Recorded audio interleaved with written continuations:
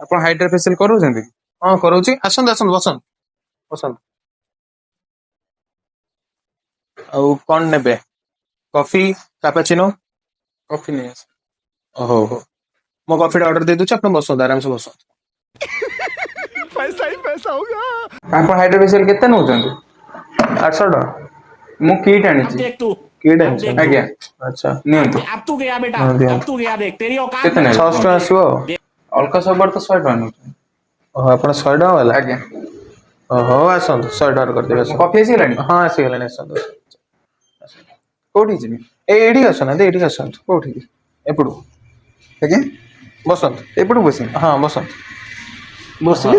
ଆଜ୍ଞା ଫେସିଆଲ କରିବେ ନା? କାଇଁ କଫି ମୋର?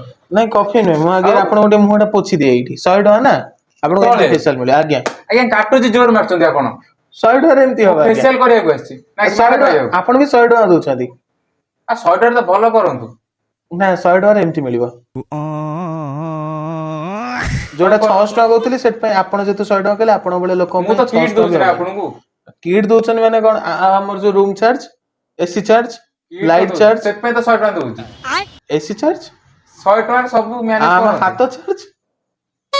ଆପଣ ଯାହା କରୁଛନ୍ତି କରନ୍ତୁ, ମୁଁ ଆଉ କଣ କହିପାରିବିନି। ଆପଣ ଯଦି ଦୟା ନାହିଁ ଓହୋ ଦୋକାନ ପଛ ଦୟା ମାୟା କିଛି ନାହିଁ ନା ଆପଣଙ୍କର। ନାଇଁ ବାହାରନ୍ତୁ ଚାଲନ୍ତୁ। ସତରେ ପଳେଇବି। ହଁ ଯାଆନ୍ତୁ।